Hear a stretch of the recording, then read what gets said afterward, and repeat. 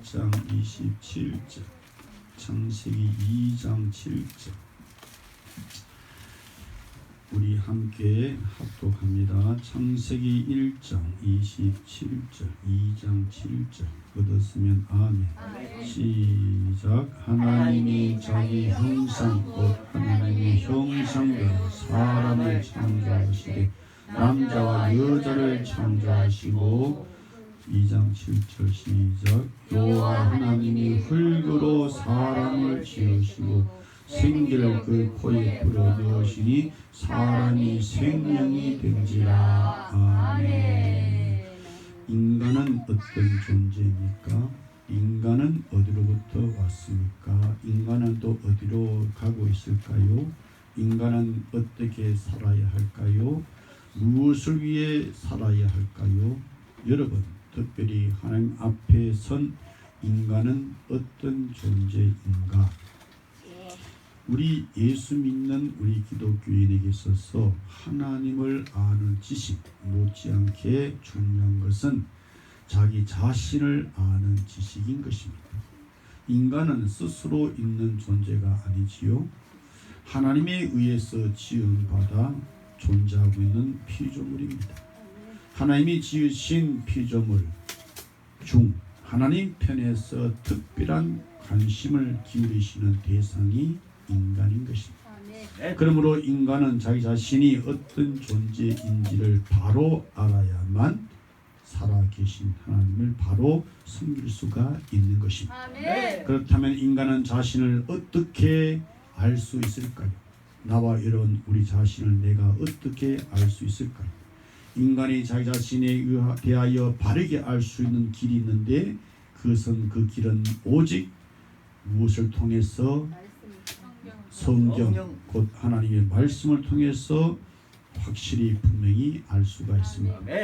성경만이 인간의 기원과 성경만이 인간의 본질과 인간의 성품과 인간의 성향과 인간의 죄성과 인간의 구원에 관한 모든 것을 성경은 확실하고 분명하게 우리에게 알려주고 있기 때문인 것입니다.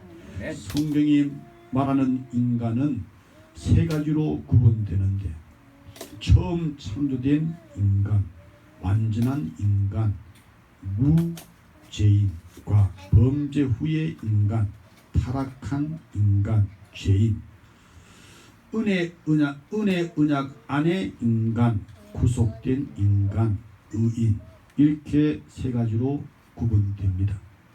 인간의 기원, 성경은 인간의 기원에 대하여 하나님이 인간을 창조하셨다 라고 단언하고 있습니다. 그리고 인간 창조에는 다른 피조물의 창조와는 다른 특징이 있다고 알려주고 있습니다. 그 특징이 무엇이냐 라고 할 때에, 첫째, 하나님은 당신의 거룩한 경륜 곧 계획에 의해 누구를 창조하셨다? 인간을 창조하셨다라고 확실하게 분명하게 우리에게 알려주고 있습니다. 하나님의 영감을 받은 성경 기자는 인간 창조를 기록하기 전에 삼위 하나님께서 인간 창조에 대하여 친히 계획하시고 의논하셨다라고 성경이 우리에게 말씀하고 있습니다. 창세기 1장 26절에 하나님이 가라사대 우리의 형상을 따라 우리의 모양대로 우리가 사람을 만들고 라고 성경이 말씀합니다. 또 하나님은 당신의 손으로 직접 인간을 창조하셨다라고 성경이 우리에게 창세기 1장 26절에서 말씀하고 2장 7절에서도 말씀하고 있습니다. 하나님이 가라사대 우리의 형상을 따라 우리의 모양대로 우리가 사람을 만들고, 여호와 하나님이 흙으로 사람을 지으시고 생기를 그 코에 불어넣으시니 사람이 생명이 되었지라. 하나님은 그저 말씀으로만 있으라 라고 명하신 다른 피조물의 창조와는 달리 하나님께서는 당신의 손으로 흙을 빚으셔서 인간을 만드셨다라고 말씀하고 있습니다.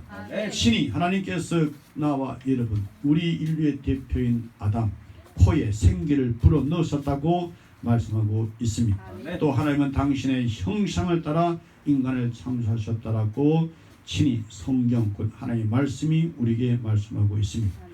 또 오늘 주신 말씀 창세기 1장 26절과 또 27절까지 보니 하나님이 가라사대 우리의 형상을 따라 우리의 모양대로 우리가 사람을 만들고 하나님이 자기 형상대로 곧 하나님의 형상대로 사람을 창조하시되 남자 여자를 창조하셨다라고 했습니다. 또 하나님은 인간을 무엇으로 창조하셨습니까? 예, 영육으로 창조하셨다 라고 창세기 2장 7절에는 인간의 육의 기원과 영혼의 기원이 명백하게 구분하여 기록하여 말씀하고 있습니다. 여호와 하나님이 흙으로 사람을 지으시고 생기를 그 코에 불어 넣으시니 사람이 생명이 된지라 하셨습니다. 인간은 영혼과 육체로 구성되어 있는 것입니다. 하나님은 인간의 몸을 흙으로 지으셨다 라고 창세기 2장 7절에서 말씀하고 있습니다. 흙으로 사람을 지으시고 흙의 언어인 아파르, 히브리어, 진토, 먼지, 띠끌을 뜻하는 말입니다. 즉 인간의 육신은 나와 여러분의 이 육신이 뭐냐? 지금 나와 여러분이 갖고 있는 육신이 뭐냐? 할 때 한낱 띠끌에 불과하다. 이 띠끌 먼지, 이 진토 먼지 띠끌 여기에 우리가 마음 뺏겨서는 안 됩니다. 마음은 하나님께 주님께 말씀의 영에 둬야 됩니다. 그래서 하나님은 범죄한 아담을 향하여 무엇이라 말씀하셨습니까? 내가 얼굴에 땀이 흘러야 식물 먹고 필경은 흙으로 돌아가리니 그 속에서 내가 취함을 입었습니다. 그 다음 시작. 너는 흙이니 흙으로 돌아갈지니라. 너는 흙이야. 흙 먼지야 먼지. 띠끌이야 띠끌. 너는 먼지야 먼지. 하나님은 생기를 그 코에 불어넣어서 사람이 무엇이 되게 하셨다? 생명이 되게 하셨다. 여기 생기를 불어넣어 생기 히브리어 니산맛 영 히브리어 루아흐 같은 의미로서 이것은 또한 헬라어의 푸누마 성령 같은 의미. 그러므로 생기 고로 영 즉 하나님의 영. 다시 말해 흙의 인간이 하나님의 생기 하나님의 영을 받고 생명이 됐다. 생명 네페시 하야는 곧 살아있는 혼 라는 뜻. 모든 살아있는 생명체를 일컫는 것입니다. 그리고 하나님은 인간을 창조하셨는데 무엇으로 창조하셨느냐? 피조계의 왕으로 창조하셨다는 것입니다. 하나님은 인간을 지으신 후 말씀하기를 그들에게 복을 주시며 그들에게 이르시되 생육하고 번성하여 땅에 충만하라. 땅을 정복하라. 바다의 고기와 공중의 새와 땅에 움직이는 모든 생물을 다스리라. 예수 안에 회복되어 이 축복을 누리게 하옵소서. 회복되지 못하여 하나님의 형상을 잃어버리고 다시 찾지 못하면 다스리기는 그냥 다스림을 받는 주신 오늘 말씀에 2부 예배 주시는 말씀에 물질을 지배해야 되는데 다스림을 받고 물질의 지배를 당하고 우리가 지배해야 됩니다. 영혼도 시간도 그 다음 죽음도 하나님도 어리석게 착각하여 다시 하나님의 아들 예수님이 영광 중에 재림하신 그날 완전히 온전히 영원히 회복되어 혼례대로 다시 그 전보다 더 큰 영광으로 영광에서 영광으로 영광은 천국에서 이 꿈이 있는 자 늙은이에게 이 꿈을 주었어. 자녀들에게는 이은하는 축복을, 젊은이에게는 환상을 주는, 늙이는 꿈을 주는. 인간은 창조함을 받은 즉시 모든 피조물의 왕으로 임명받았으며 모든 피조물들을 지배하고 다스리는 권세를 하나님께로부터 위임받았습니다. 하나님께서 인간에게 이러한 의무와 특권을 주신 것은 인간의 통치를 통하여 살아계신 전능하신 창조 하나님을 영화롭게 하기 위함인 것입니다. 두 번째, 영혼의 기원입니다. 이는 인간 개인의 영혼은 언제부터 존재하게 되었는가의 문제입니다. 영혼의 기원에 관하여 첫째, 인간의 영혼은 모태 잉태되기 이전부터 존재했다라고 주장하는 선제설이 있고, 부모로부터 유전되었다라고 하는 주장하는 유전설이 있고, 각 개인의 영혼은 하나님께로부터 직접 창조함을 받았다라고 주장하는 창조설 등 세 가지 설이 있는데, 이 가운데 나와 여러분은 믿기를 영혼 창조설을 믿고 지지하는 것입니다.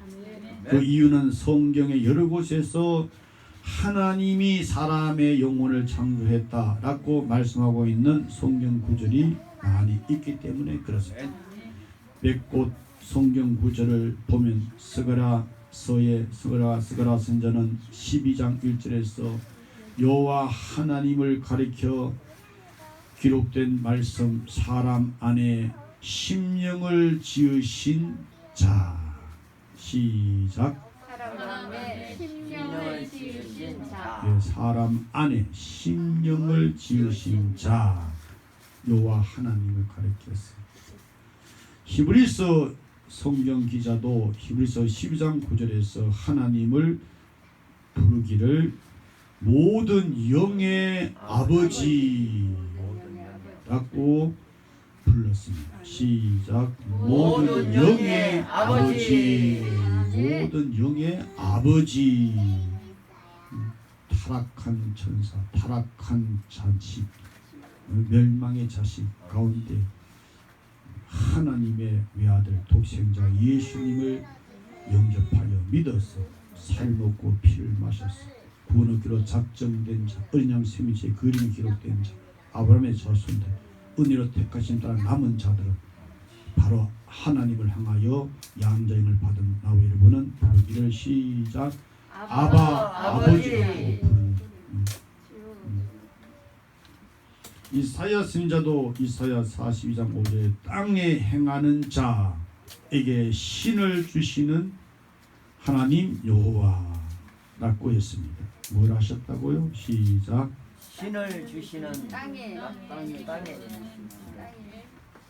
땅에 행하는 자에게 신을 주신 하나님 여호와. 시작. 땅에 행하는 자에게 신을 주시는 하나님 여호와. 그러므로 인간 각 개인의 영혼은 누구로부터 창조되었다? 하나님께로부터 창조되었다 라고 봄이 옳습니다. 그러나 하나님이 그 영혼을 언제 창조하시는지, 임신 초기에 창조하시는지, 임신 중기에, 임신 말기에, 아니면 출생 시에 창조하시는지는 확실히 알 수가 없습니다. 하나님의 뭐대로 지음받은 인간이냐? 형상대로 지음받은 인간이다. 하나님은 인간을 창조하실 때 누구의 형상과 모양대로? 하나님의 형상과 모양대로 창조하셨다. 이로 인해 하나님의 형상으로서의 인간은 모든 다른 피조물로부터 구별되며 모든 피조물의 왕이 될 수 있었습니다. 그렇다면 하나님의 형상을 따라 하나님이 그 당신의 모양대로 지음받았다라고 하는 이것은 무엇을 의미하는 것일까?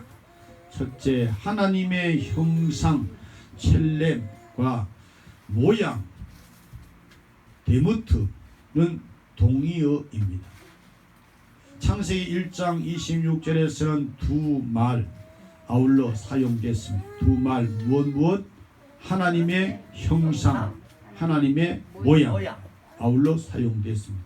창세기 1장 27절에서는 형상만 사용되고 창세기 5장 1절에도 형상만 사용되고 창세기 5장 3절에도 모양과 형상이 함께 사용되었고 창세기 9장 6절에는 형상만 사용되었습니다.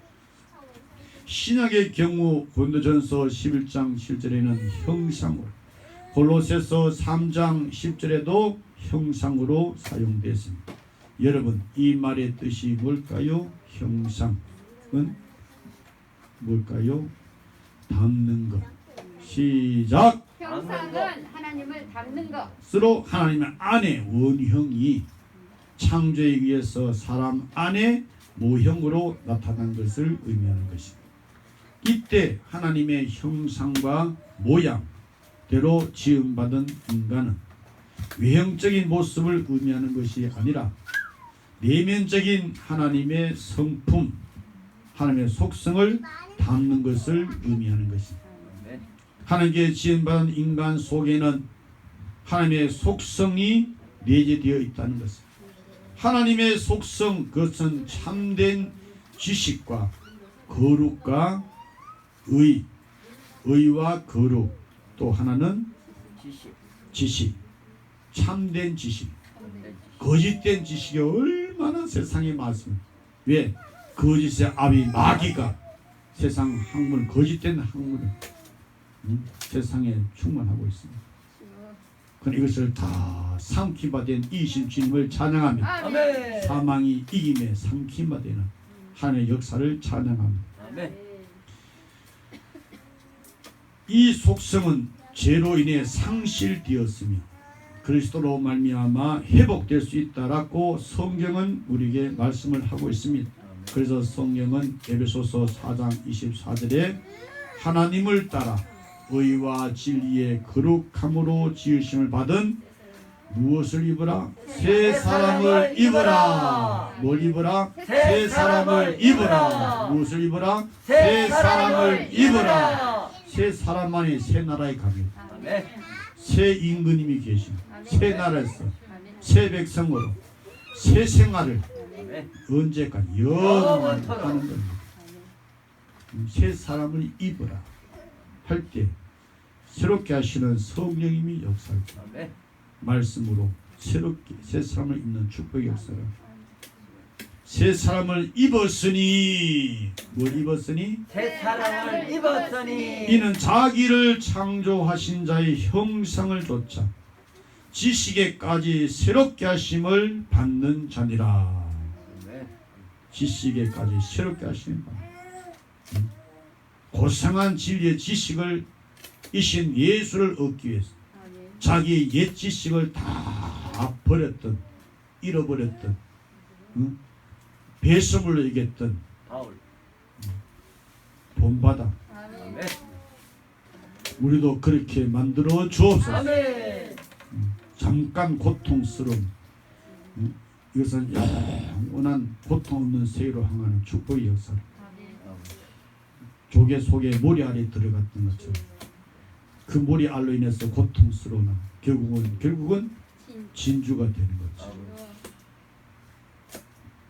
나를 단련하신 후에는 내가 전문같이 나오리라. 하나님의 형상은 인간을 인간되게 하는 것입니다. 그 지적 능력과 자연적인 감정과 도덕적인 자유 등과 같은 요소들까지도 포함합니다. 인간은 범죄함으로 말미암아 영적으로 완전히 타락했습니다. 그로 인해 인간은 스스로 하나님을 찾아갈 수 없습니다. 그러므로 인간은 또한 구원의 필요성을 느낄 수도 없는 전적으로 무능력한 상태에 빠지고 말았습니다. 그래서 하나님은 당신 편에서 친히 찾아오셨습니다. 아멘. 날 찾아오셨습니다. 아멘. 인간을 찾아오셨습니다. 주님 찾아오셨네 모시어 드리세 가시관을 쓰셨네 모시어 드리세. 어디에 모셔드려야 됩니까? 마음에 모셔드려야 됩니다. 내 마음에 모셔드려야 됩니다. 내 마음에 모셔드려야 됩니다. 사람 마음은 보물이 있는 곳에 가 있잖아. 아멘. 그대의 마음은 어디에 가 있냐? 보물이 있는 거. 무엇이 여러분에게 보물인가? 예수님이 보물입니다. 실제로 우리가 입으로 그리 고백한 대로 돼야 돼.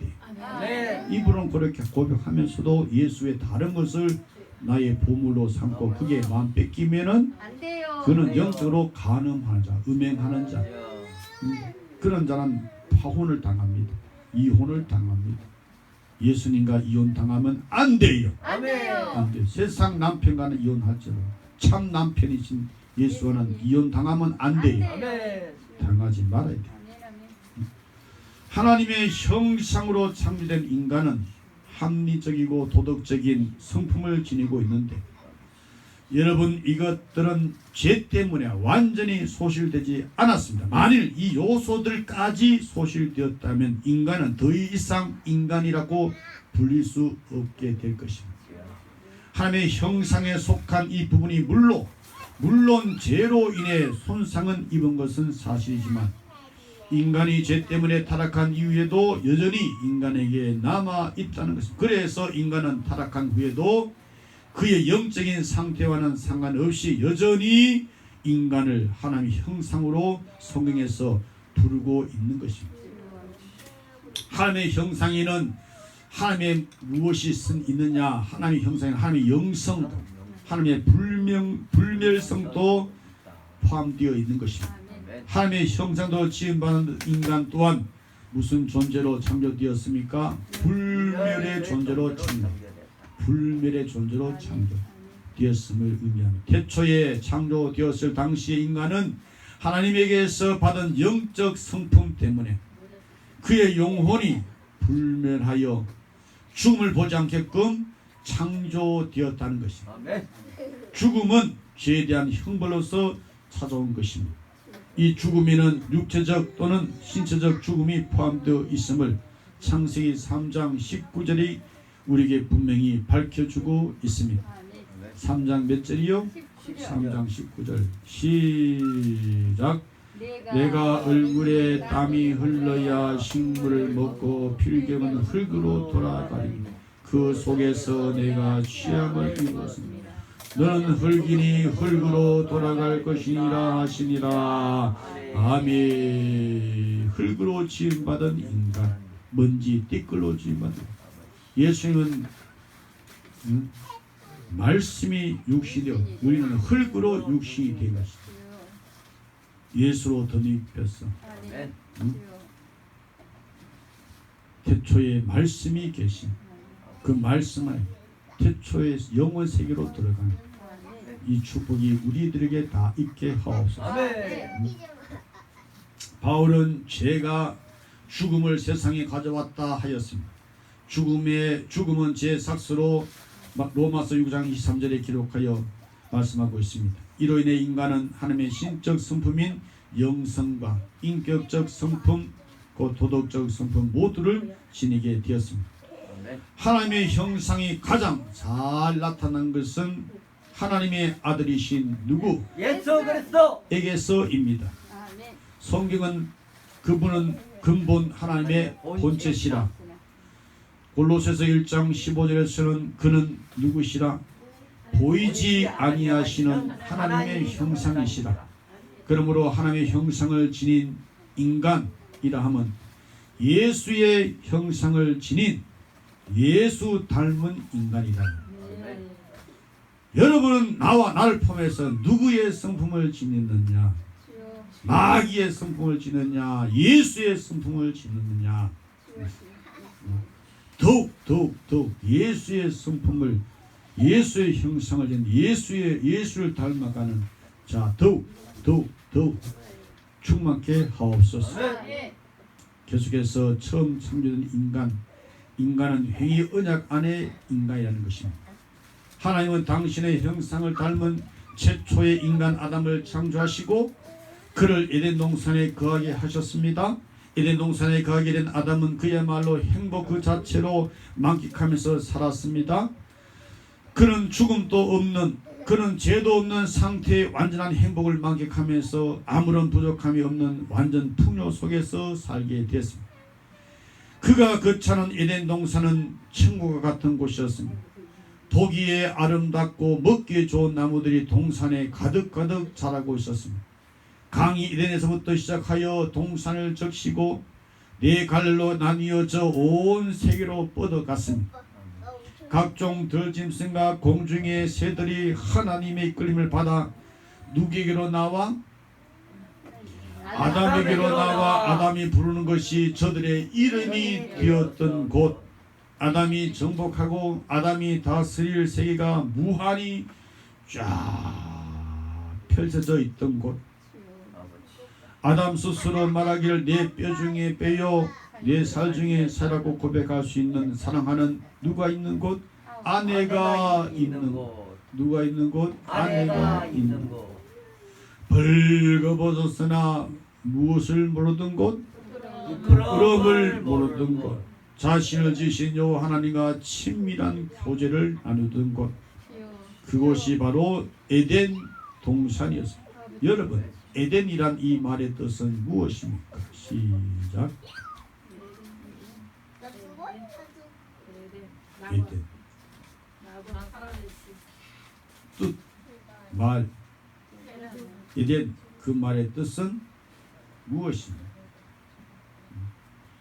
쾌락과 기쁨. 시작. 쾌락과 기쁨. 쾌락과 기쁨. 충만한 곳 에덴.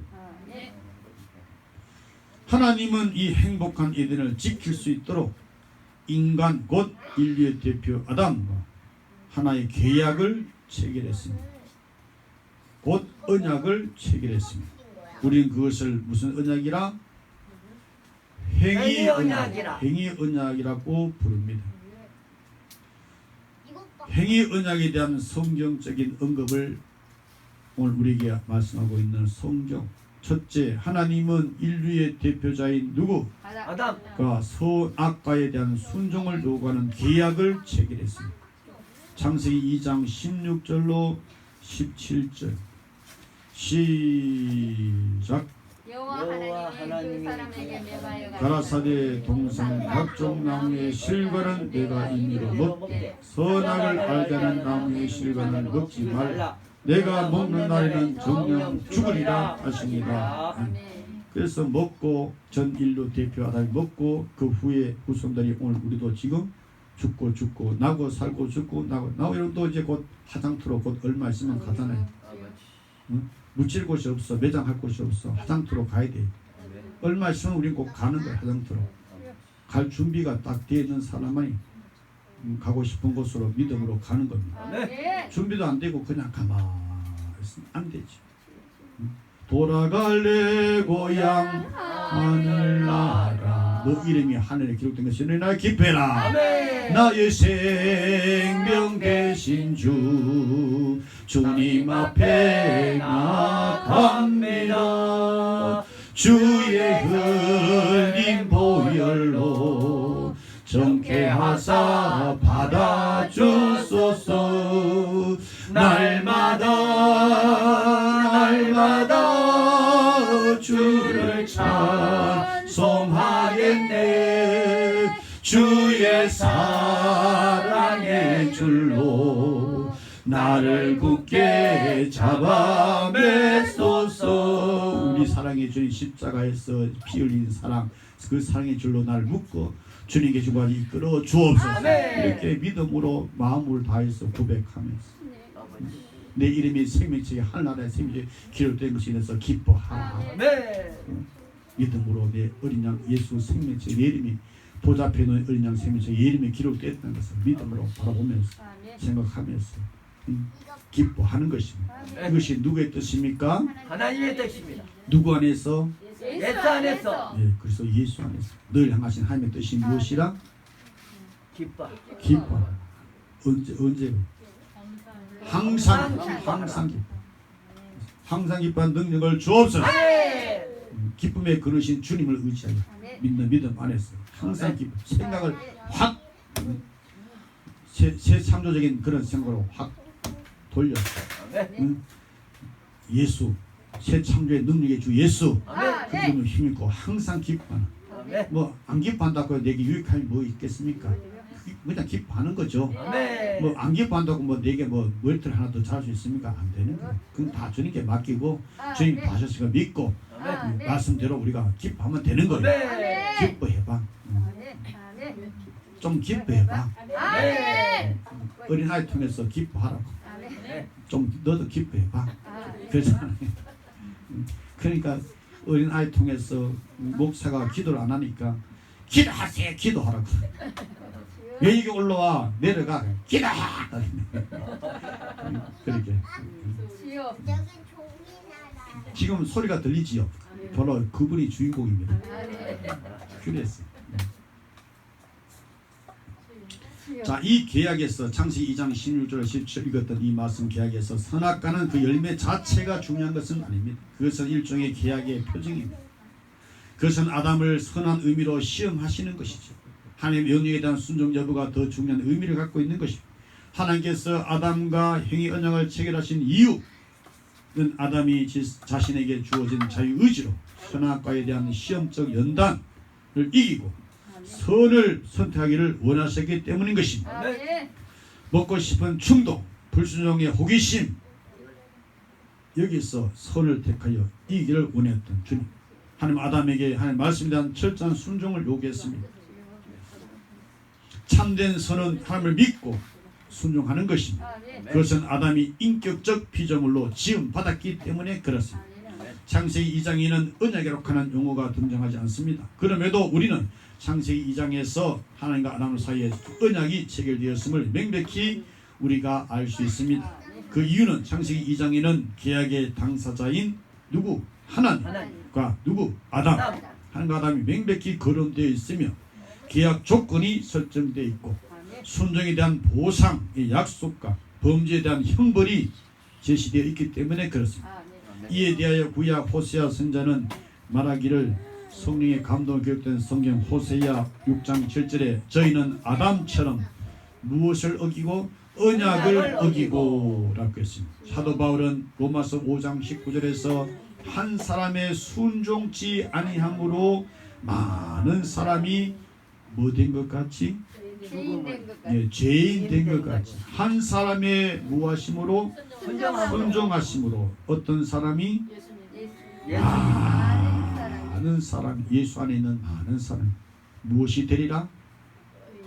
의인이 되리라. 네. 의인이 없나니 하나도 없는 이 세상에 하나님의 한 의신 예수 그리스도를 믿는 믿음 안에서 덧입혀 주어서 우리가 의인이 됐다. 예수 안에서 안에서 누구 안에서? 예수 안에서. 그분은 주님이십니다. 아멘. 그리스도십니다. 아멘. 살아계신 하나님의 아들이십니다. 아멘. 외아들이시오 독생자이십니다. 그러므로 분명히 하나님과 아담 사이는 어떤 계약 언약이 체결되었음이 분명합니다. 행위 언약의 내용을 살펴보겠습니다. 첫째, 계약의 당사자인 누구? 하나님. 삼위일체 하나님과 누구? 아담. 인류의 대표 아담. 계약의 당사자. 그 다음에 계약의 약속은 생명, 영생. 계약의 상징 생명나무와 선악과. 계약의 조건. 계약의 조건은 절대적 순종. 계약을 위반할 시에 형벌은 죽음, 곧 사망. 육체적 죽음, 영적인 죽음, 영육의 영원한 죽음. 순간적인 죽음 아니고 영원한 죽음. 죽고 또 죽고 언제까지? 영원히 죽는 죽음. 아버지. 세세토록 밤낮 괴로움 속에 죽는 죽음. 영벌, 지옥. 여기서 건져주기 위해서 사랑하는 주님, 아버지의 외아들 독생자 예수를 십자가에 믿는 믿음으로. 믿음은 바라는 것들의 실상, 보지 못한 것들의 증거. 믿는 자 위에서 예비된 곳 하나님 나라 천국. 믿는 마음 가지고 가겠습니다. 행위 언약의 유효성. 행위 언약은 불신자들에게는, 예수 안 믿는 불신자에게는 아직도 유효합니다. 하나님께서 우리 앞에 두 가지 살 길을 주셨는데 그 하나는 행위 언약 곧 율법을 지켜 행함으로 생명을 얻는 길이 있습니다. 길입니다. 단 하나는 예수 그리스도를 믿음으로 구원을 얻는 길입니다. 그러므로 행위 언약은 예수 믿지 않는 불신자들에게는 지금도 계속 유효합니다.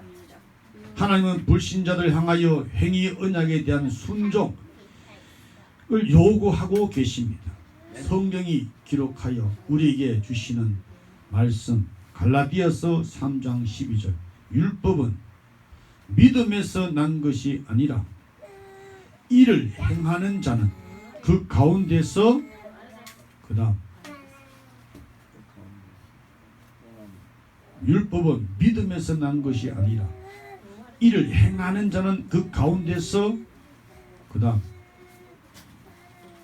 살리라 살 수 있는 길은 율법을 다 지키면 살 수 있습니다. 점도 없이 흠도 없이 깨끗하게 정결하게 맑게 밝게 환하게 띠끌없이 죄가 하나도 없이 그렇게 살면은 삽니다. 그러나 첫사람 아담이 실패했지요. 실패한 이후 인간은 행위 언약을 통해서는 더 이상 생명에 이를 수 없게 되고 말았습니다. 행위 언약은 기독교인에겐 더 이상 필요치 않다는 것입니다. 행위 언약은 기독교인 예수 믿고 예수만 믿고 사랑하고 섬기고 따라가는 자에게는 더 이상 필요치 않게 됐습니다. 이유는 예수께서 순종하심으로 율법의 모든 요구를 다 이루셨기 때문인 것입니다. 그러므로 우리는 예수 그리스도를 믿음으로만 생명을 얻을 수 있게 됐습니다. 믿음은 죽은 믿음이 아니고 생명의 믿음에 주이신 예수, 살아계신 예수, 지금도 살아계신 예수, 그분이 성령으로 말씀으로 역사는 예배, 살아있는 예배, 살아있는 생명의 역사, 나의 생명이 되신 예수, 그분이 역사하십니다.